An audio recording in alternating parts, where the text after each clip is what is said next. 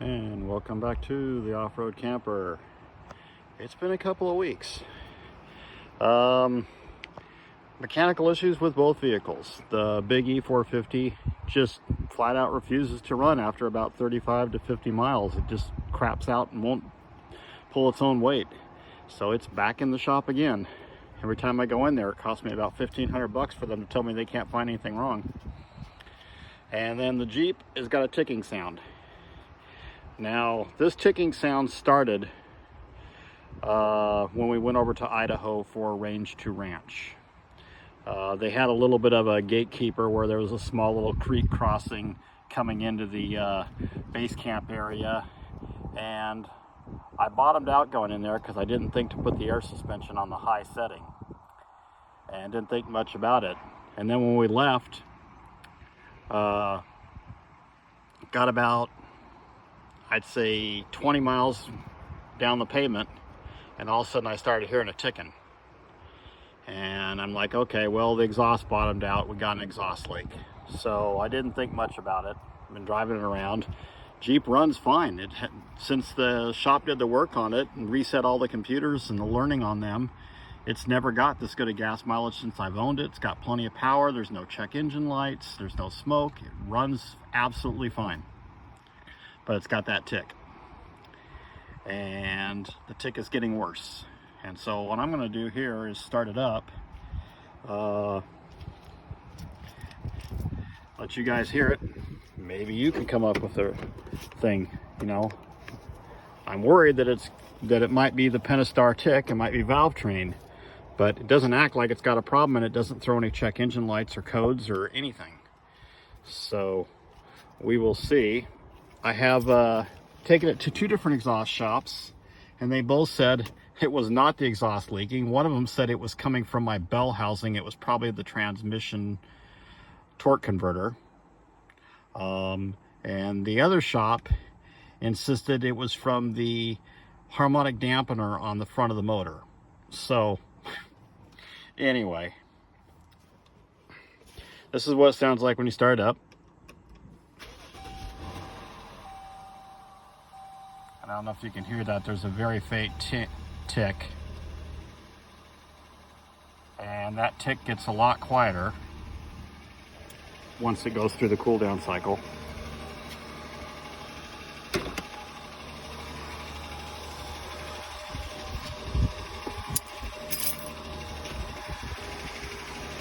So this is under the driver's door. Sounds like an exhaust leak. It sounds like it's coming from right here, right at the muffler, which would be what I bottomed out on.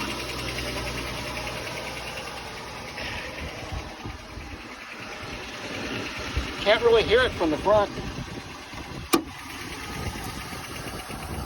Then when you get into the engine open, you pull this engine cover off. Sounds like it could be coming from down here, which would be an exhaust manifold. I didn't really have any probes that I could put on the plastic manifold to do a sound check. You know, the old mechanics that's a stethoscope trick with a screwdriver. Don't really have anything long enough to reach down in there. You see, now it's cool.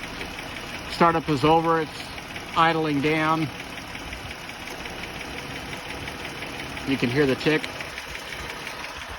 Let me put you in a better place here for the microphones to pick it up. And then coming down here to the wheel well, you can hear it, and it sounds like it's coming from further back.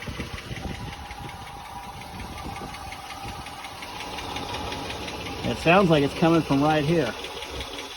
But the exhaust shop insists that there's no leak in the exhaust. But I did bottom out on something when I was in Idaho at range to ranch. And that giant resonator right there is the lowest point on the vehicle, but that's covered by a skid plate. So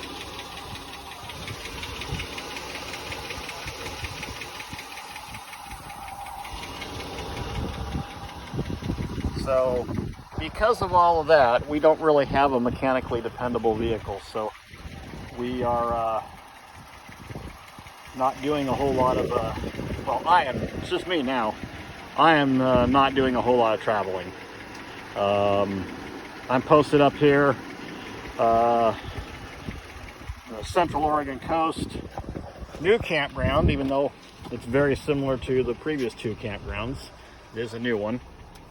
Let's shut this thing off here. New campground.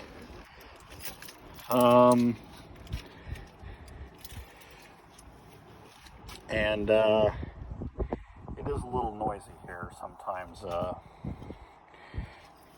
You know, kids at night and a little rowdy. But so that's what we're just doing. We're just hanging out here, and I mean, I've been looking to see if there's another vehicle I could trade this in on, but you know, I owe $29,000 on this vehicle, which is more than what the sticker price was when I bought it. I just got screwed on my trade-in. They devalued it, even though I put a pretty hefty down payment down. I don't know what happened to that in the financing, but I got screwed. So I'm not interested in buying anything else new, definitely not from a dealer. But I have been looking to see if I can find another Trailhawk. People who have them don't want to get rid of them, so they're difficult to find. There's a few out there, but the mileage is pretty high. If I got another one, I'd want one with a V8, so I can avoid the Pentastar issues. And I'd want a later model one so I could avoid the lifter issues of the Hemi. And there are just not that many of them out there. I think right now, within about 300 miles of me online, I've only found 3, and one of them has got a rebuilt title, so there's technically only 2 available. So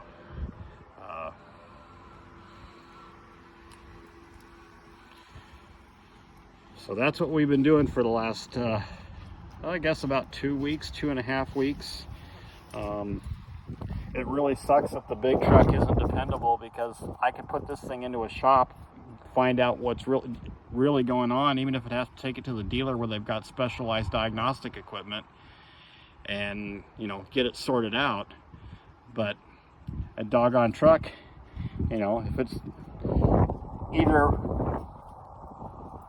runs perfectly fine for an hour or two, or running errands, you know, 20-30 miles, and then you start heading out towards camp. You know, this is what, like, I'll go into Portland, which is where, when it doesn't run and it won't make it back to camp, I've been keeping it in storage at Portland.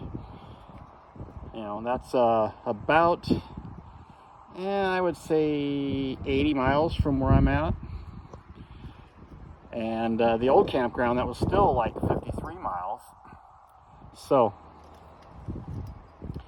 the truck will run great around town. I'm like, okay, I'm starting to build confidence in it. You know, it'll be okay. And then I'll start heading out, and then it'll just crap out and lose all power. And I'll either, like when I was at the old campground, I could limp it to the campground where it wouldn't do more than, you know, 30-40 miles an hour, and it'd be surging and crapping out, and I'd have to turn the tuning chip, the TST 6-position tuning chip, up to like 3 or 4 just to be able to climb the rolling hills coming over the Coast Range. And I really don't know what to think about it, but it's just not dependable. And then the last time I drove it, it crapped out on, well, no, second to the last time I drove it, I started out to go out to town, got on the freeway in Portland to get on the highway to come out here, and all of a sudden I get off the on-ramp, and it won't go over 30 miles per hour. It's like it's stuck in first gear, low, 4-wheel drive low. It just would not accelerate. 30 was all it would give me. And so I took the next exit off, got off, took it back to storage, parked it, and then I said, hey man, there's something wrong with it. It went back to the dealer. They had it for, I don't know, 3, 4, 5 days, something like that. And either they had it jacked up running for a long period of time, or they drove it, but they put 300 miles on the odometer. And I got in, went to drive it back out here, because they said they could not replicate the problem. There was nothing wrong with it. Nothing comes up in all their codes and diagnostic equipment. It was fine. And it didn't even make it 33 miles. Before it just lost all power and crapped out. And you know, the whole reason for that big truck is so that if I am saddled with keeping the highly defective Forest River 32-foot RV that we got for base camp for Sign Girl, whenever it's repaired at the factory, I needed this truck to tow it, but this truck won't even pull its own weight. So it's completely empty. In fact, it weighs less now than when I got it, because I've pulled out a lot of the rotted lumber from the box floor. So, and that stuff's pretty heavy. So it's even a little lighter now. And I got rid of all the rotted plywood from inside the box as well. And so anyway, we're hoping we can get the Jeep fixed, but I have to have one dependable car to drive and move the trailer around, because most of these campgrounds, you know, usually you got to move every 14 days. The last 2 campgrounds I'm at and the place we were base camped all winter, you can stay a lot longer, but only if you can reserve your spot for longer.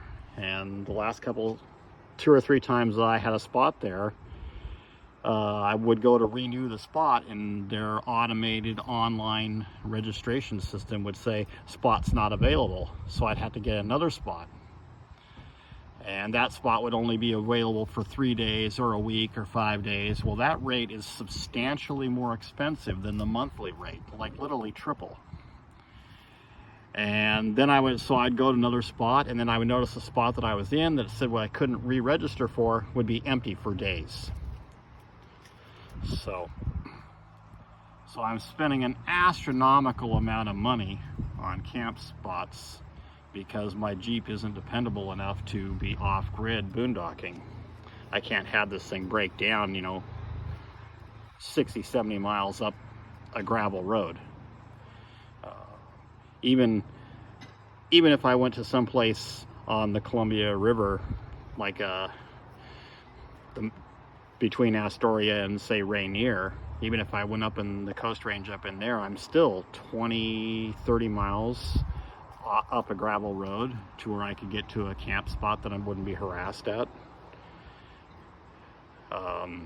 So yeah, it's an issue. But what really sucks is, like I said, the Jeep drives fine. It just has that tick. It runs great, and it performs excellent, and it tows the trailer excellent. It does everything I need it to do. When I went to Overland Expo West in Flagstaff, Arizona, drove out there fine. Didn't think much of it. We had really bad winds going through Idaho and Utah, and so it was using a little bit more fuel than what I thought it should, but the winds were really bad. We had headwinds most of the way. When we didn't have headwinds, we had strong crosswinds, so we're blowing the trailer around. But then on the way back, it used about $1,400 in fuel with an average of 4 to 7 miles per gallon. And that's when it went into the shop when I got back for fuel consumption issues. They couldn't find anything wrong. They did change the spark plugs as a stopgap measure, but they couldn't find anything wrong other than it had a slight misfire at idle, but it goes away off idle. And so they went through and they went through all the diagnostics that they could, all the electronics, read all the computers. They reset the learning on several different modules, because I thought, well, maybe, you know, maybe the fuel mileage module in the instrument panel is inaccurate. So I had them, you know, reset all that, and it runs fine, drives great, tows the trailer great, no problem, no loss of power, no smoke, no check engine lights, nothing. Fuel consumption is better now than it ever has since I've owned it. And it's just got that tick, but you know, if that tick is valve train, that could end catastrophically at any time. You know, if it's the Pentastar lifter cam issue, that could leave me stranded without much warning at all. When that cam load goes flat, you ain't going anywhere, especially pulling a trailer. So anyway, that's enough of me rambling about my dead vehicles. Hope you enjoyed the content. If you want to see more, like, subscribe, and share.